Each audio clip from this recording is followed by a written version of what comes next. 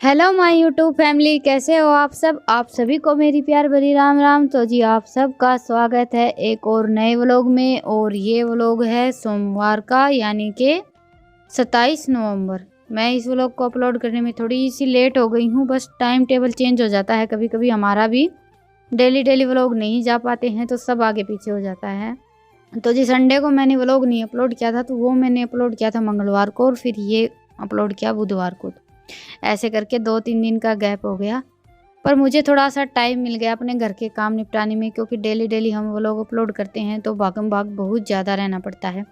तो इसी वजह से 1-2 दिन का टाइम मिल गया घर के जो काम थे वो निपटाने का। और अभी हमारी तैयारी हो रही है कहीं जाने की। सुबह का टाइम है, लगभग सुबह के 8 बज गए हैं। अपना जो घर का ज़रूरी काम था वो सारा निपटा लिया है और बाकी का छोड़ दिया है।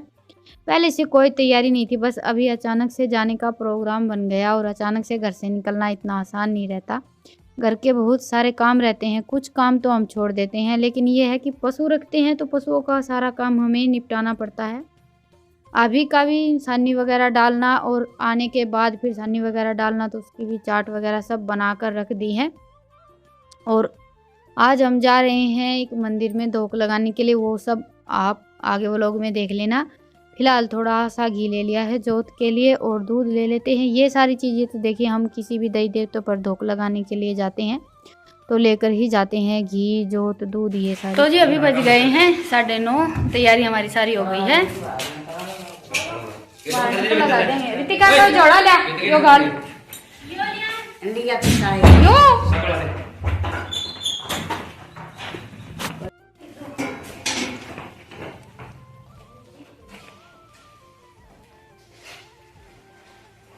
ले रही मां ये है। कौन सा बैग लेके जाना है मम्मी, तुमने ताड़ी बता दो। यो ये संध्या भाई गाली से बैग में लगा सकता ताड़ी जो भी इसमें बैग गाली पिट्ठू बैग में गाले पिट्ठू में आ जाओ ताड़ी से कट के। तो लाइट तो बंद कर दो। ये कौन सा बंद कर दो इसमें दाम वो कर एक पन्नी पैक कर ले, इसमें दूध नहीं है। धर दो मम्मी, गोदिया में धर लियो, गोदिया में धर लियो बैग के तो से कौन इसमें तुमने वैसे भी पूरा बढ़िया। चलो ले लिया सब तुमने, जोत ले ली, जोत ले ली, ले लिया सारा सब कुछ ले लिया। अड़ता है मेरा मने अड़ता है। आ जा तू भिंडी की गुड़दान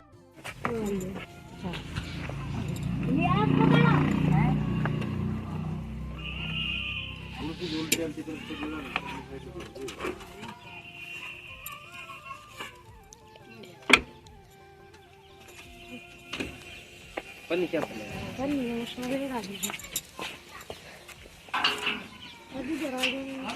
बस के बंद कर आना।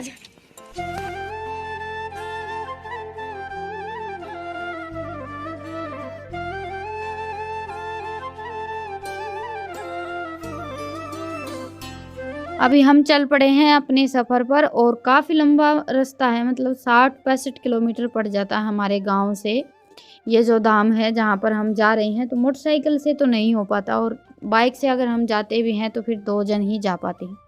तो इसीलिए इस बार हमने सोचा कि गाड़ी से चलते हैं, और कई दिन से सोच रहे थे, लेकिन दूर थोड़ा सा ज़्यादा है तो इसीलिए इतना जल्दी तो आ नहीं पाते हैं। लेकिन कार्तिक की जो पूर्णिमा होती है, यानी कि नवंबर के महीने की जो पूर्णवासी रहती है वो बड़ी पूर्णवासी है। यहाँ पर कार्तिक की पूर्णवासी पर ही सबसे ज़्यादा धोक लगाई जाती है। तो 12 महीने में लगभग हमारी ये कोशिश रहती है कि कार्तिक की पूर्णवासी पर तो हम यहाँ धोक लगाने के लिए आए ही। लेकिन इस बार हमारी कोई तैयारी नहीं थी, बस सुबह अचानक से प्रोग्राम बन गया। और कहीं भी हमें धोक लगाने के लिए जाना रहता है किसी भी देवी देवता पर, तो हम ये बोलते हैं कि अभी हुक्म हो गया है। हमारे यहाँ तो हम ऐसा ही बोलते हैं। तो जी देखिए, देवता हमें बुलाता है तभी हम जा पाते हैं, अपनी मर्जी से तो कभी भी कोई काम नहीं हो पाता है। मेरा तो यही मानना है कि किसी भी धाम पर हम जाते हैं तो वहाँ से ही हमारा बुलावा होता है, और तभी हम पहुँच पाते हैं। हमारी कोशिश करने से कभी भी कुछ भी नहीं होता है। जैसे कि पहले से हमारी कोई तैयारी नहीं थी, हमने बिल्कुल भी नहीं सोचा था आने का, और मुझे तो ध्यान ही नहीं था कि आज पूर्णमासी है। सुबह सुबह एकदम से प्रोग्राम बन गया। तो जी बस अभी धोख लगा लेते हैं और इधर उधर घूम लेते हैं। ये जो धाम है लाखन माजरा गांव के अंदर धाम है ये, और मेरे मायके से नज़दीक है, ससुराल से थोड़ा सा ज़्यादा दूर है। पहली बार तो हम वहीं से आए थे यहाँ पर धोख लगाने के लिए। मेरे मायके से तो लगभग 35-40 किलोमीटर है और यहाँ से 60-65 किलोमीटर पड़ जाता है, यहाँ से थोड़ा सा ज़्यादा दूर है। और मंदिर और धाम कोई भी हो, चाहे वहाँ ज़मीन तो थोड़ी सी ज़्यादा रहती है और चारों तरफ काफ़ी सारे पेड़ पौधे लगे हुए थे। तो ये हमें एक बिल्कुल अलग पेड़ दिखाई दिया था, मौसमी का पेड़ है ये। दूर से देखने में तो ऐसा लग रहा था जैसे कि नींबू का पेड़ है, लेकिन पास जाने के बाद पता चला कि मौसमी का पेड़ है। बिल्कुल छोटी छोटी मौसमी है, बहुत ज़्यादा खट्टी थी ये और अलग सी ही खुशबू आ रही थी इस पेड़ में दूर से ही। मतलब कि ऐसा होता है ना किसी किसी पौधे में बहुत ज़्यादा खुशबू आती है, चारों तरफ महक हो जाती है, तो इस पौधे में एक अलग ही खुशबू थी, इसीलिए हम देखने के लिए भी चले गए थे। हमें कुछ भी अलग दिखाई देता है तो हम देखने के लिए तो जाते ही हैं। और किसी भी मंदिर में या धाम पर हम धोख लगाने के लिए जाते हैं तो 2-3 जगह तो धोख लगती ही है। ऐसा तो हो नहीं सकता कि बस एक जगह पर धोख लगा कर चल पड़े। लेकिन ये धाम है, यहाँ पर सिर्फ माथा टेकने के लिए आते हैं सभी। माथा टेक कर आप चाहें तो घूम लें, थोड़ी बहुत सेवा करना चाहें तो सेवा भी कर सकते हैं। जैसे कि अभी ये लेडीज लगी हुई हैं, खाना बनाने का, बर्तन साफ़ करने का काम रहता है। वैसे यहाँ का रूल है कि सभी खाना खाते हैं और अपने बर्तन अपने आप धोकर रख देते हैं। इससे काम भी नहीं बढ़ता है और साफ़ सफाई भी बहुत ज़्यादा रहती है। किसी किसी मंदिर में तो ऐसा होता है कि खाना खाकर बर्तन इकट्ठे कर देते हैं, फिर बर्तन धुलने वाले अलग रहते हैं और जो खाना खाता है वही अपने बर्तन धोकर रख देता है। तो इससे मतलब कि काम बहुत ज़्यादा कम हो जाता है। तो यहाँ का ये रूल मुझे सबसे ज़्यादा अच्छा लगता है। सभी खाना खाते हैं और अपनी अपनी जो प्लेट थाली वगैरह रहती है वो धोकर रख देते हैं।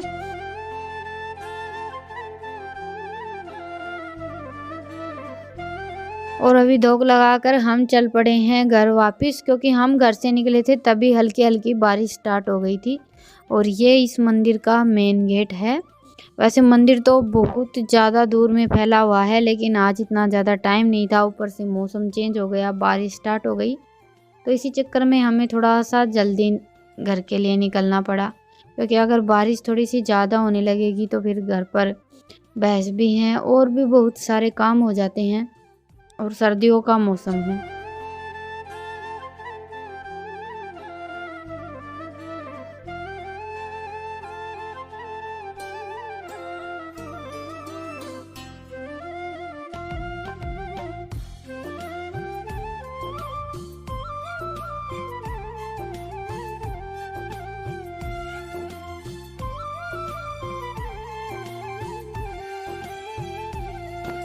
और हम घर पहुँचे थे 3-3:30 बजे के आसपास। आते ही चाय पी और चाय पीकर फिर लग गए हैं अपने काम पर। जो जो सामान उठाकर रखना था वो तो उठाकर रख दिया है।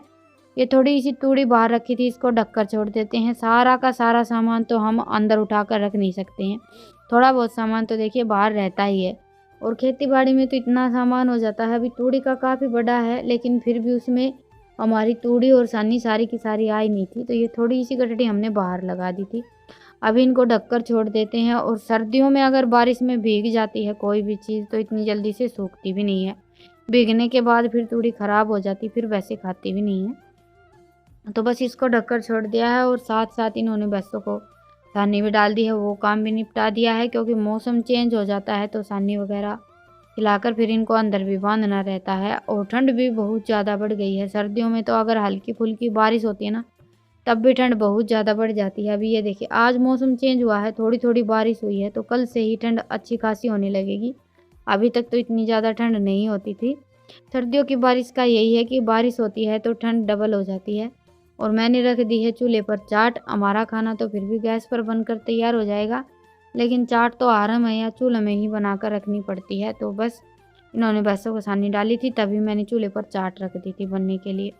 भैंसों का सारा काम निपट जाएगा ना, उसके बाद ये है कि हमारा काम तो अंदर अंदर चलता रहेगा। और मौसम चेंज होता है ना तो सबसे पहले हम इसी काम पर लगते हैं, इनको सानी डालना, फिर या पानी पिलाना, दूध का जो भी काम रहता है, खाना पीना, ईंधन उठाकर रखना, सारा काम हमारा इनके इर्द गिर्द ही घूमता रहता है। हमारी तो ये ही नहीं रहती है कि हमारे लिए हमें कुछ उठाना है या फिर कोई टेंशन नहीं है, क्योंकि आजकल गैस है तो सारा खाना वाना सब गैस पर बनकर तैयार हो जाता है।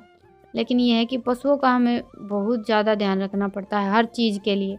पानी पिलाना, खिलाना, जो जो इनका सामान रहता है सब उठाकर भी रखना पड़ता है। तो अभी बारिश थोड़ी सी तेज़ हो गई थी और ये कपड़े मैंने कल धोए थे, कल के सूखे ही नहीं हैं। मौसम तो देखिए 2 दिन से ऐसा ही हो रखा है।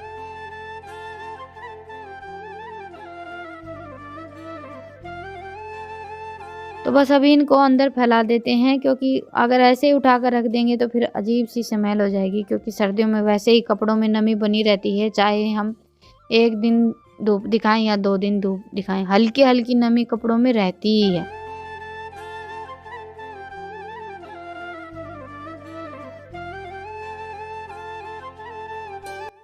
तो जी अभी बज गए हैं 7 और बाहर बिल्कुल अंधेरा हो गया है। बारिश भी हुई है हमारे यहाँ थोड़ी थोड़ी, इतनी ज़्यादा नहीं। और चूल्हा जला लिया है मैंने, अभी बना लेते हैं खाना। हाँ आज मेरी तबीयत भी कुछ ठीक नहीं है।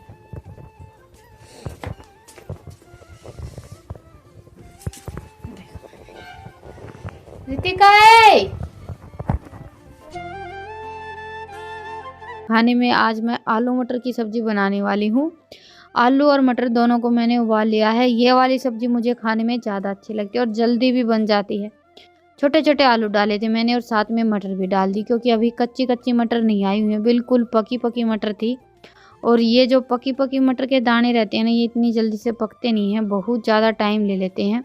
और आलू और मटर दोनों को हम साथ में उबाल लेते हैं ना, तो सब्ज़ी भी जल्दी बन जाती है और खाने में भी अच्छी लगती है। वैसे मैं आलू मटर की सब्ज़ी जब भी बनाती हूँ तो आलू उबाल कर ही डालती हूँ, कच्चे आलू नहीं डालती हूँ, क्योंकि मुझे ये वाली सब्ज़ी ज़्यादा पसंद है, तो मैं ऐसे ही बनाती हूँ।